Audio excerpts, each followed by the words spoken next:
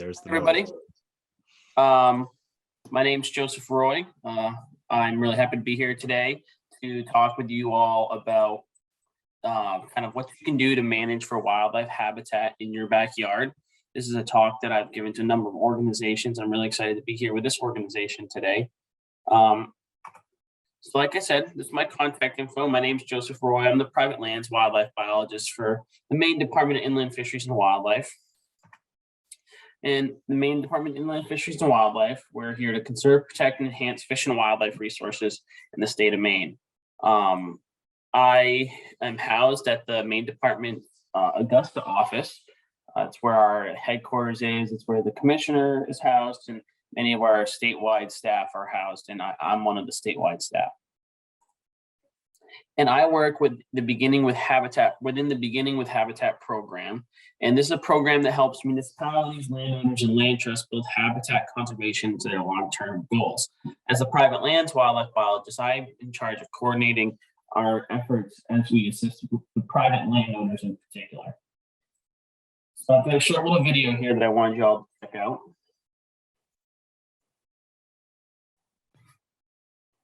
It's the musical call of the hermit thrush in the Gulf woods, and the quiet flutter of the monarch on a central Maine farm.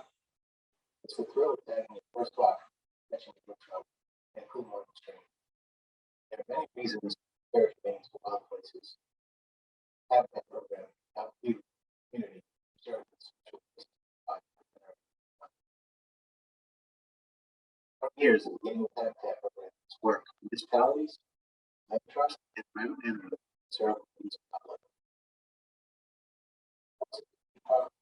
Wildlife, Beginning Habitat is a long-regulatory state park.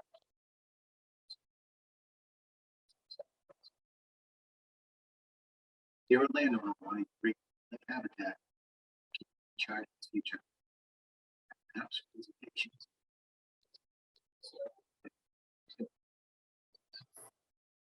Our communities grow with our climate change. Choice we make now.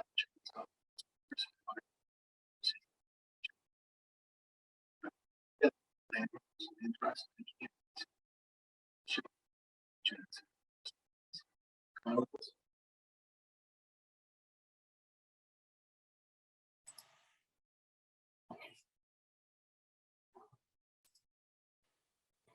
So at the Beginning with Habitat program and the private lands program, we've had a pretty successful year over the last year. The position was created last year, and I worked directly with 63 landowners representing about 35,000 acres to help people with their management goals. Participated in 14 events that were held statewide, including events like these. Through those events, engaged with over 500 landowners, and we've collated a bunch of resources for our landowners here in the state of Maine, 50 plus on our website.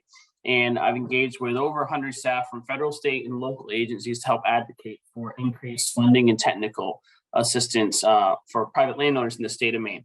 So the program is relatively new, but we're definitely growing. So today, we want to talk about how to manage for wildlife habitat in your backyard. You know, that could be in the garden directly behind your back porch, or it could be in the 10, 20, 30, 40, 100 plus acres you have in your backyard. So let's start by talking about wildlife. What is wildlife? Well, wildlife is the non-domesticated animal species that occur in the landscape. And this includes mammals, reptiles, and amphibians, birds, and insects. And here in Maine, we have over 15,000 species of wildlife. You know, oftentimes when we think about wildlife, people just think moose, bear, deer, eagles, brook trout, things of that nature. But we really have a much larger biomass and biodiversity when we start looking at wildlife as a whole, including our invertebrates, reptiles, amphibians, fish, and mammals, and birds. So when we think about wildlife, I mentioned earlier a bunch of species that people think of, you know, are species that we hunt or fish. But only less than 100 of the species that we have in our state are actually hunted and fished for. And in Maine, you know, 94% of our land is privately owned. So based off the North American model for wildlife habitat management, we know that wildlife is held in the public trust, meaning that we all, as members of the United States, are owners of the wildlife on the landscape. But with 94% of this state being privately owned, that means 94% of the habitat in the state is owned by private landowners like yourself. And that goes to show the importance that private landowners have on habitat management to provide for good wildlife habitat. So we've talked a lot about habitat. What is habitat? Well, habitat is an area that provides organisms with all the necessary requirements to survive.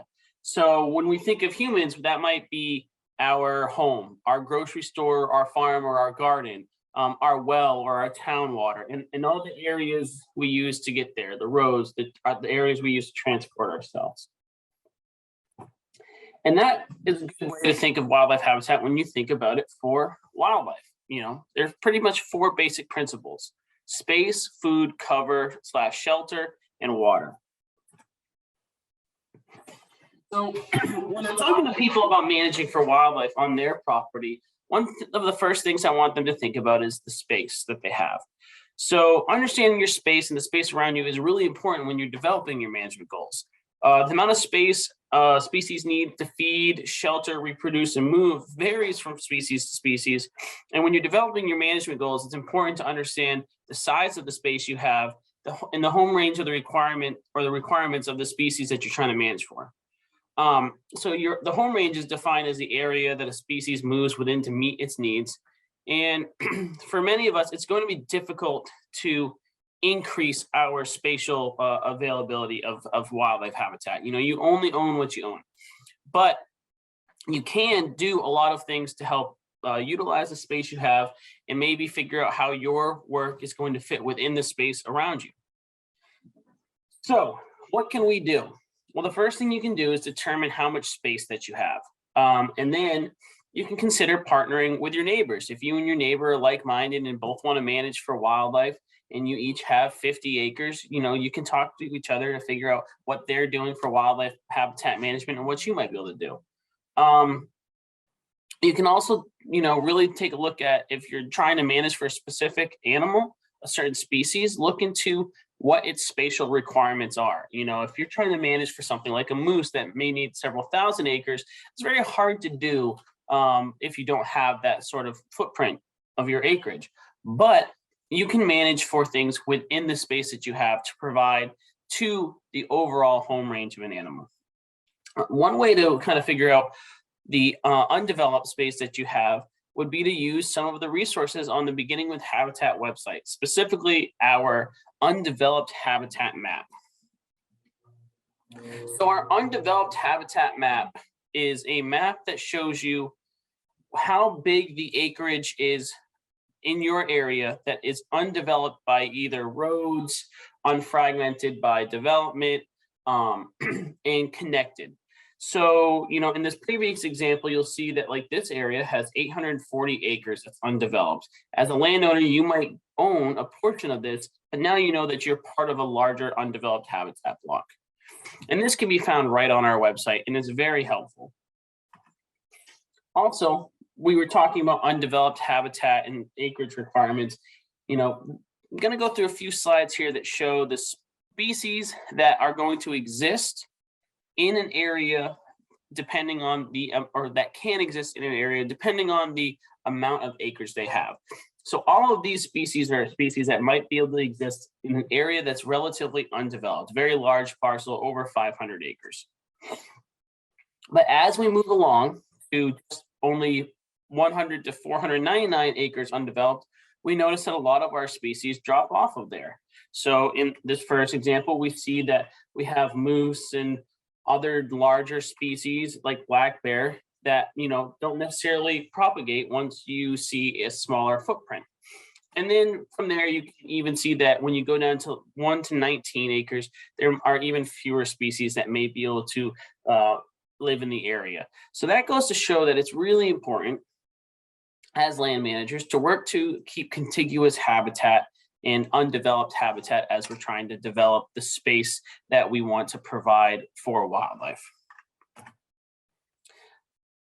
And like I said, we can use our beginning with habitat maps here. They can help us also kind of determine what known resources occur on in our space.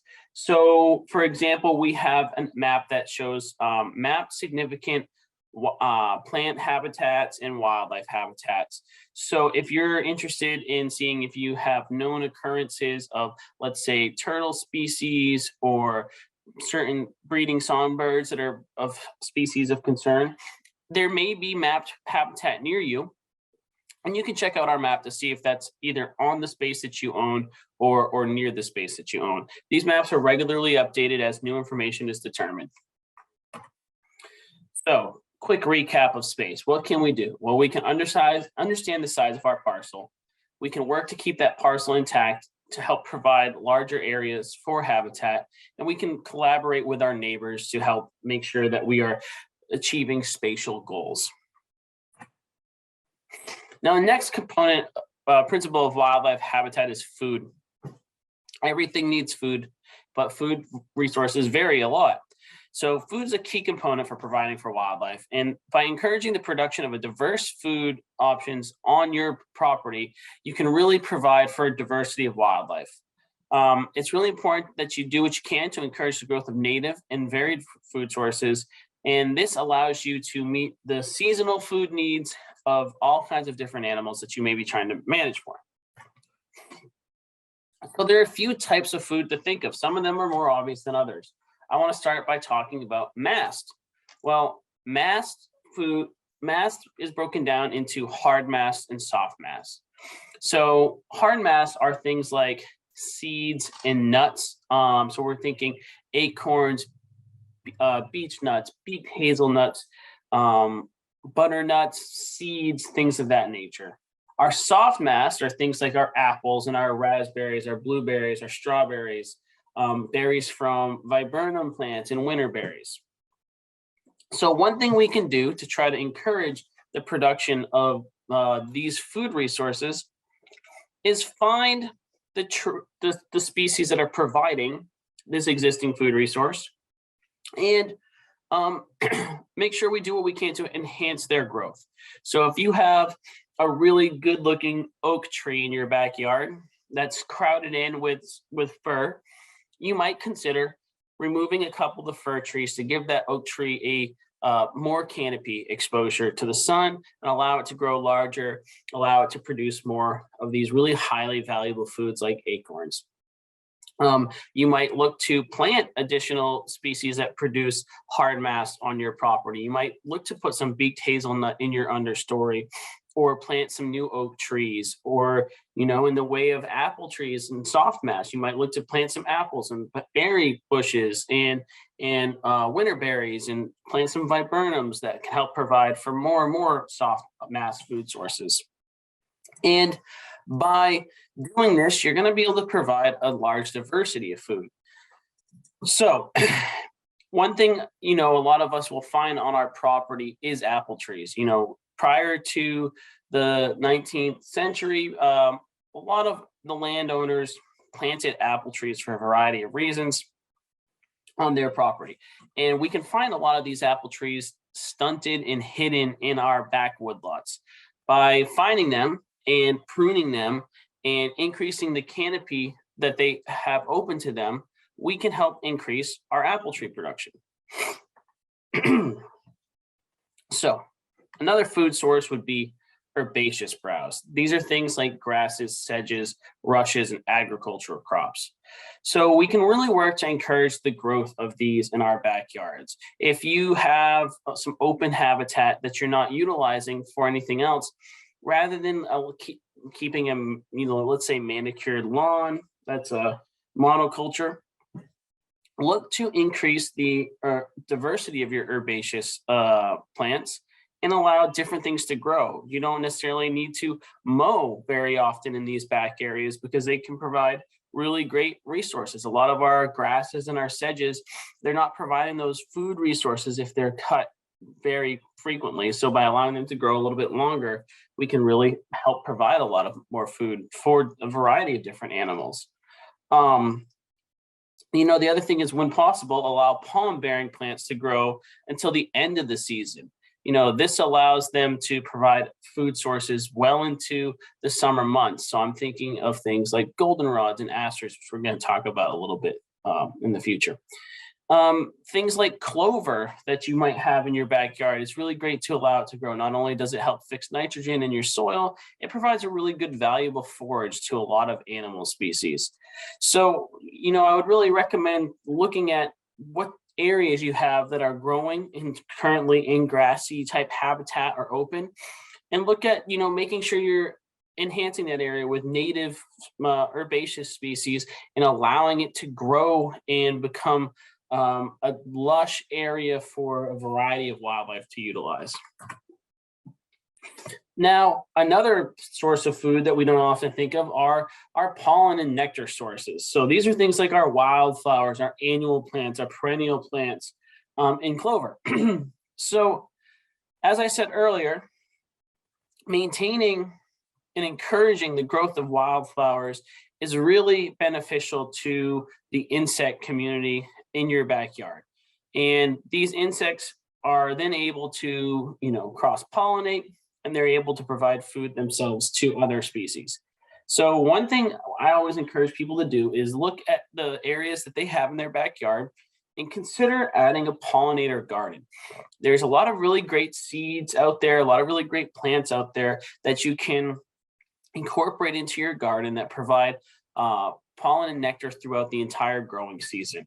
And I say the entire growing season because often we think about, flowers that are coming up in the early spring and blooming through the summer, but there's really some great food resources in the way of our wildflowers, like our goldenrods and our asters. These are some flowers that you're seeing on the side of the road that are still showing their flowers through September and sometimes even into October. And these are some of the most critical food resources for a lot of our insects who are foraging into those later summer months, early fall months. Speaking of insects, the other types of food that we can think of are insects, small mammals, and aquatic foods like amphibian eggs, tadpoles, fish, mussels, and clams. These are, things that other animals are eating. So we want to talk about creating some habitat that encourages insect production and small mammal production. So a good way to think about that is herbaceous openings. If you have a small woodlawn in your backyard, maybe opening up the canopy to allow an area to grow in with herbaceous material could be something you might want to consider. It allows there to be a larger increase in insect production. And this increase in insect production allows a lot of our forest insect eating birds to hang out, gets them some areas to forage in. Those herbaceous areas become lush and thick with herbaceous growth, which provides places for our small mammals to utilize, and they end up, being predated upon by some of our mesocarnivores and our birds of prey. Another great thing to do to increase insect production is retain your leaf litter. Personally, I don't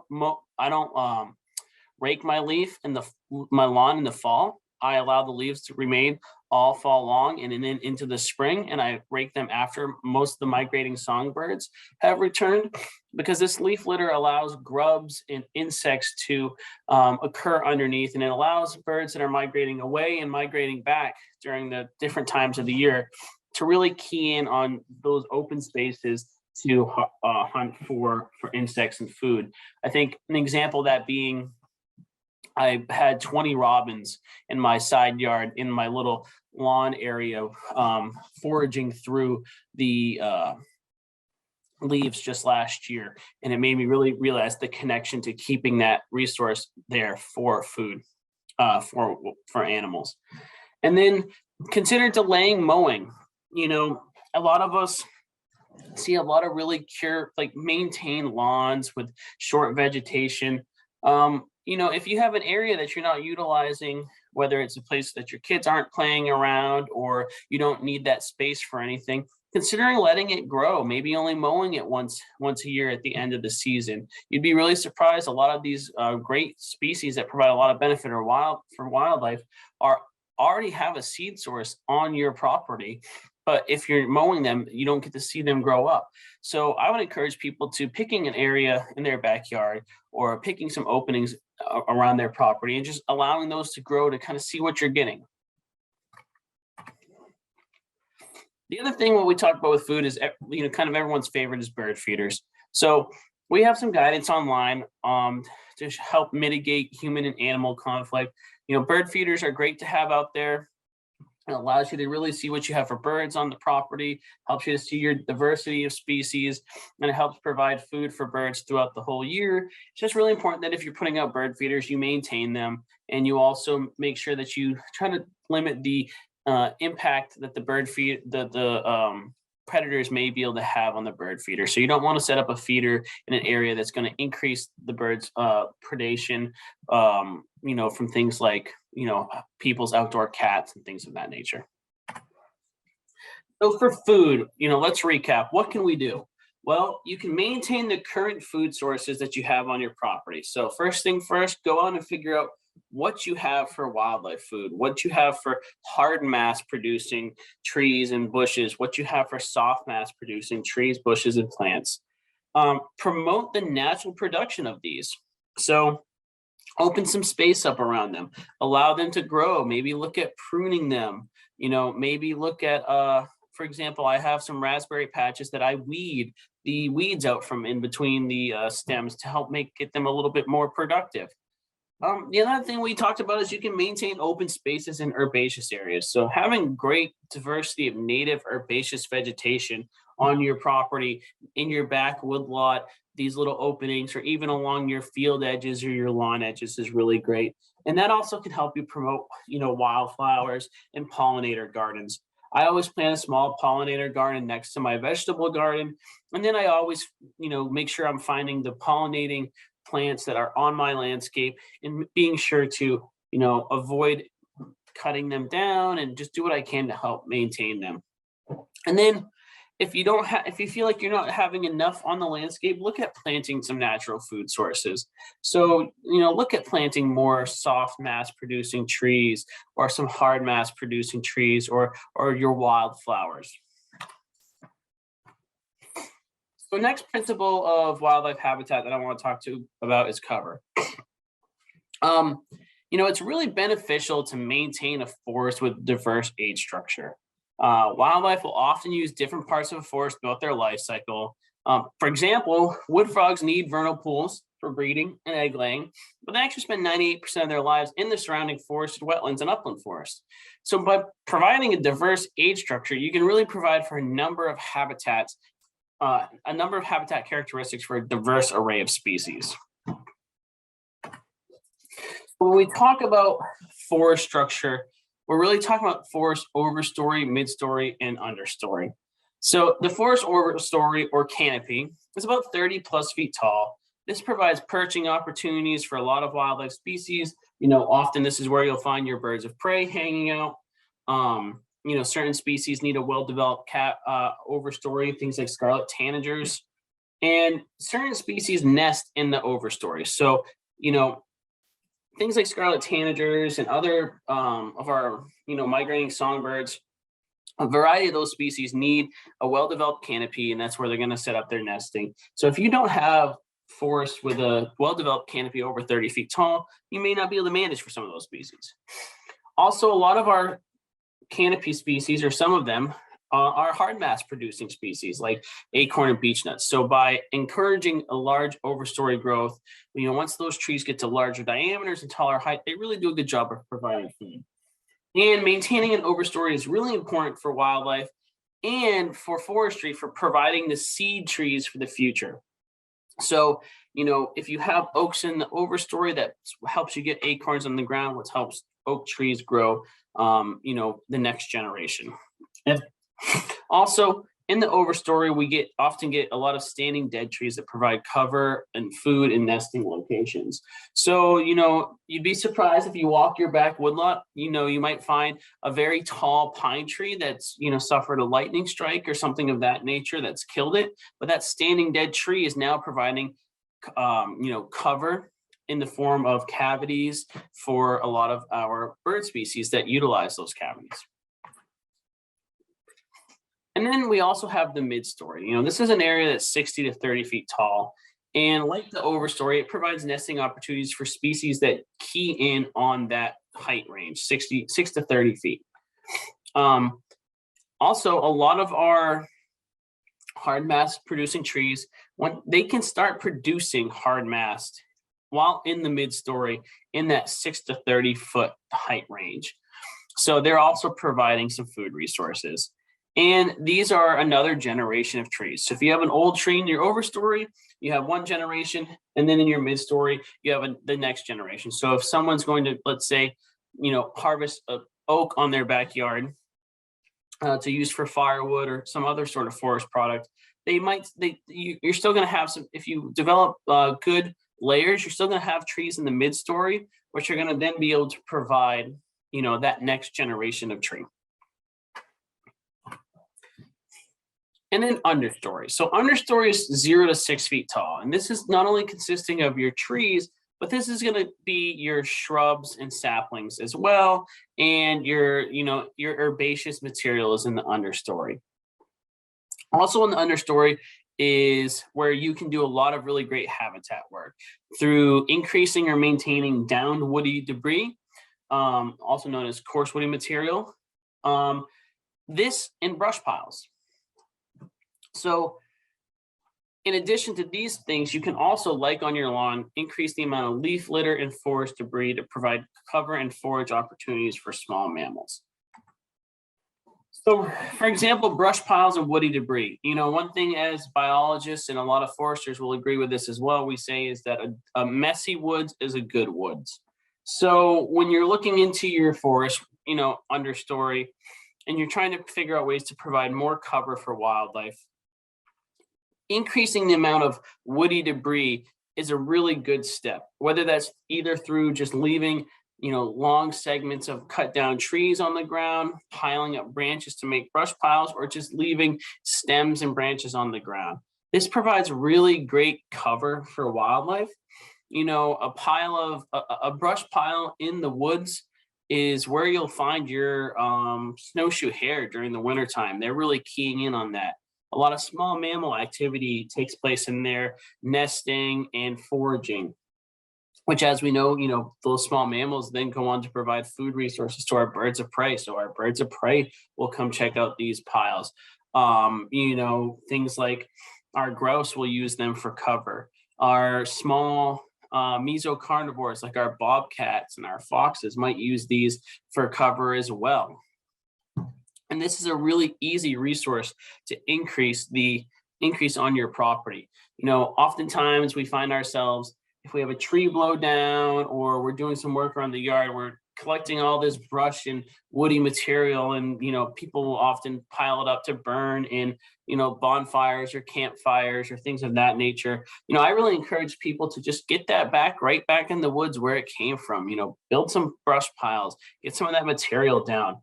And even some of the larger diameter stuff, a log that's in excess of 8 inches in diameter, or 10 or 12 inches in diameter, can start to be a log that might provide a site for a ruffed grouse to drum from. And another thing that we can start to see, in our forest canopy, mid-story and understory, are standing dead trees or snag trees. Now, these are trees that are dead or dying trees that are still standing. Oftentimes, they have cavities that have been created by things like pileated woodpeckers or hairy or downy woodpeckers, and these provide homes for a lot of our wildlife species, ranging from wood ducks to tufted titmice and small mammals, medium-sized mammals like our raccoons, and even in some cases, bears will use extremely large snag trees for their winter dens. So working to increase or maintain and increase the amount of standing dead trees you have on your property is a really good management goal that's really easily achievable. By cutting circularly around some of your trees in your woods, you can do what's called girdling, and that will cause the tree to die. And, usually it remains upright for several years, if not a decade, as it slowly decays.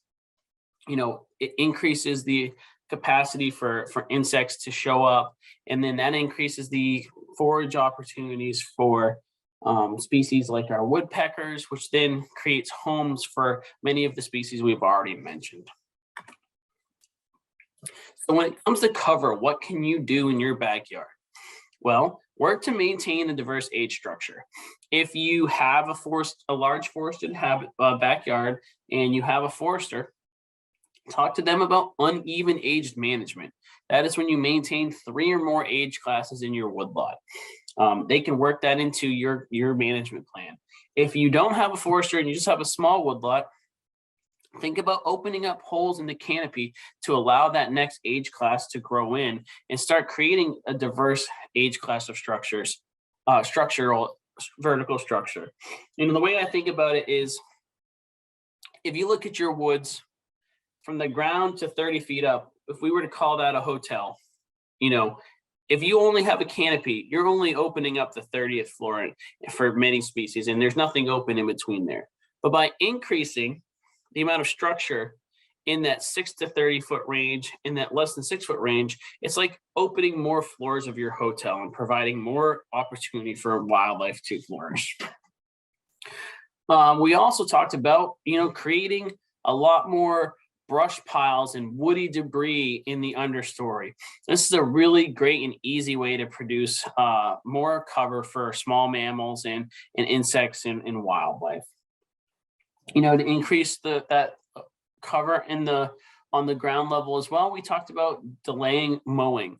The taller your grass, the better it is for a variety of species.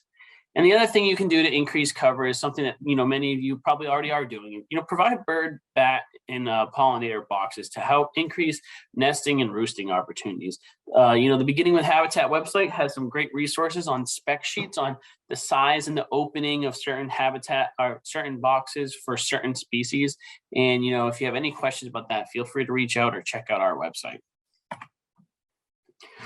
Now, another principle of wildlife habitat is water.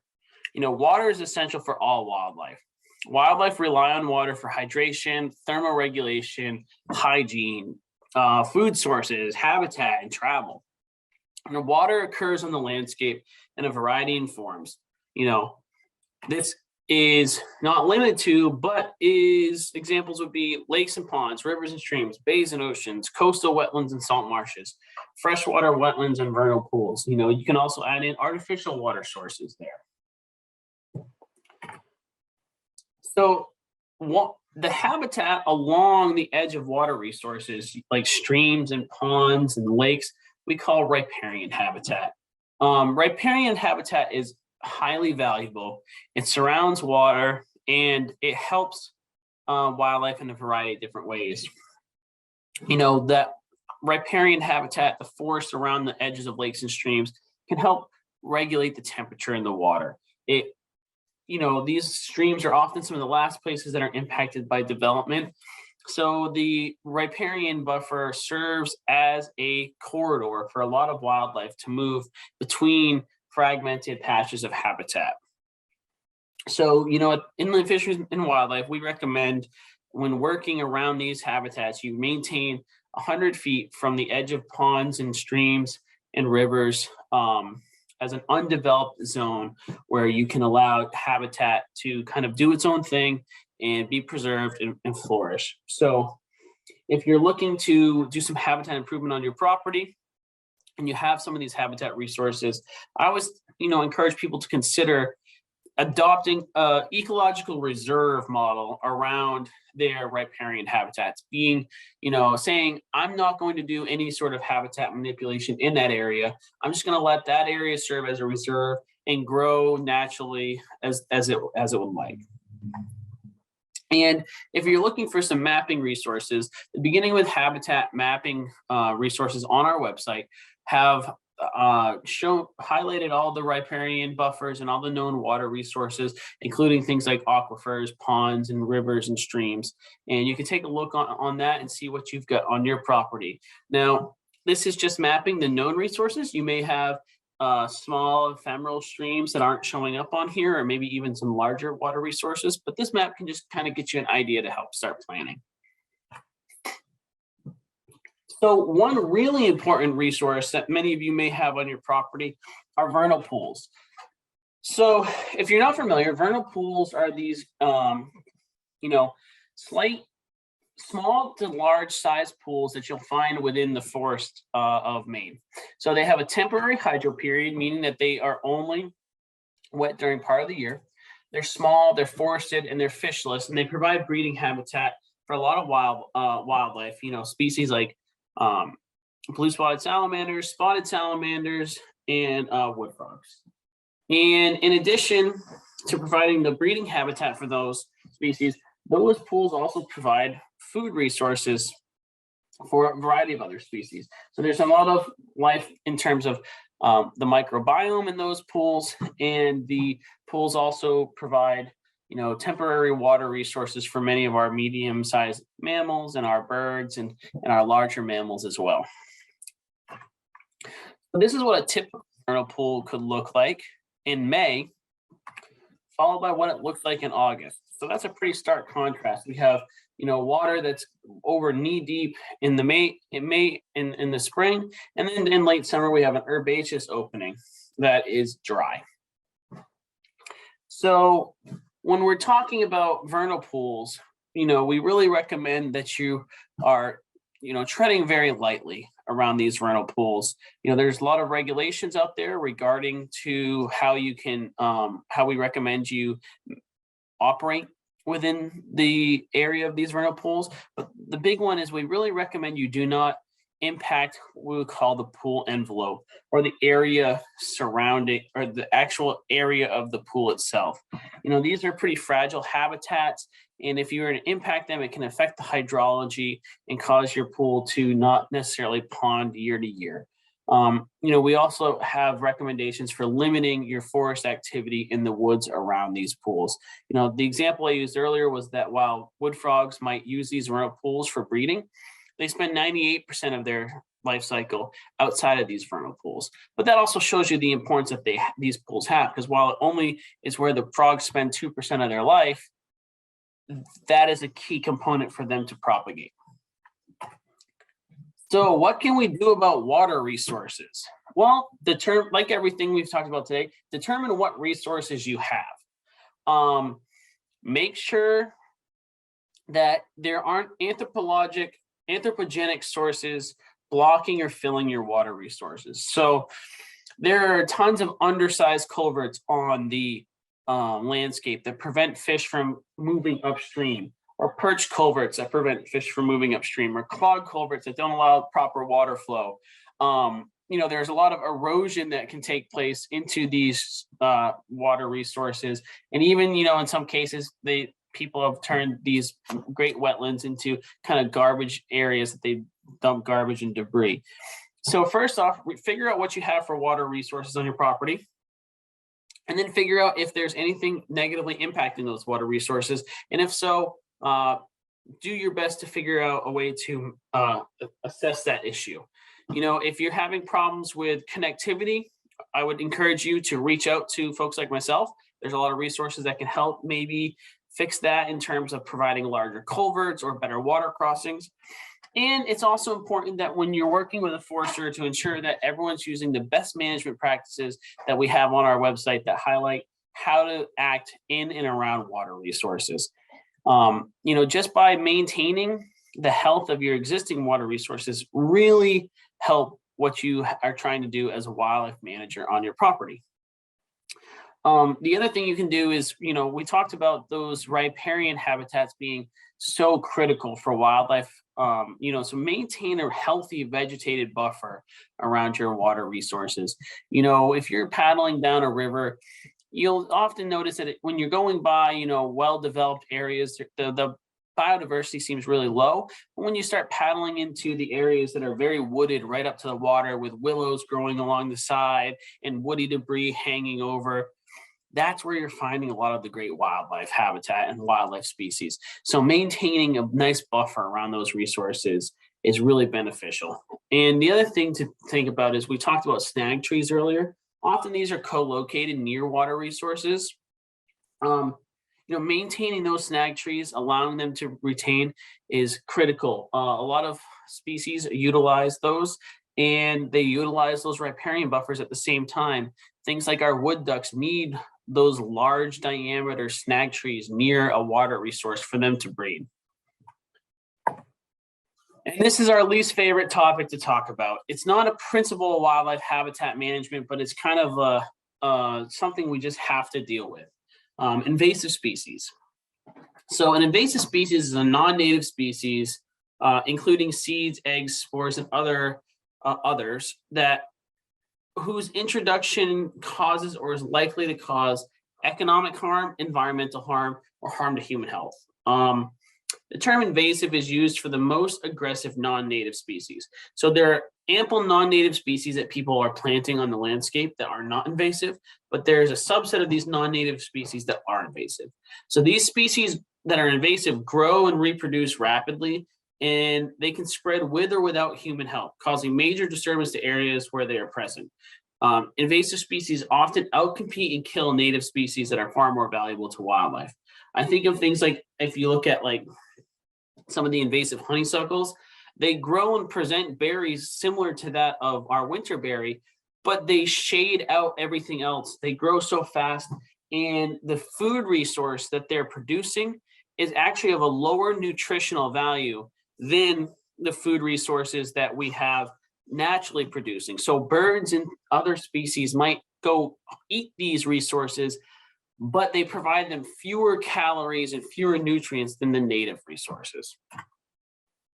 But what can you do about invasive species? We'll learn about the different invasive species. The Maine Natural Areas Program has an online resource that helps you learn about invasives and figure out how to identify them and how to treat them. Survey your property for invasives, review the guidance resources, and contact your Soil and Water Conservation District in the Maine Forest Service. They have a lot of resources available for helping map and manage for invasive species. And develop an invasive species management plan, and then work to remove those invasive species. Oftentimes, while it might not seem as fun, some of the best conservation dollars are spent on invasive species removal. And finally, when working on private lands, I would really encourage people to look into making it sustainable. So take a look into the Maine current land use tax programs and explore conservation options with your local land trusts. It really, like I said, 94% of our state being privately owned, you private landowners are doing excellent wildlife management and are providing for a lot of really great wildlife resources. So consider trying to make this a more sustainable long-term goal of yours. And I'm a little bit behind schedule, but that wraps up my presentation. And I just wanted to open up the question and answer floor for questions.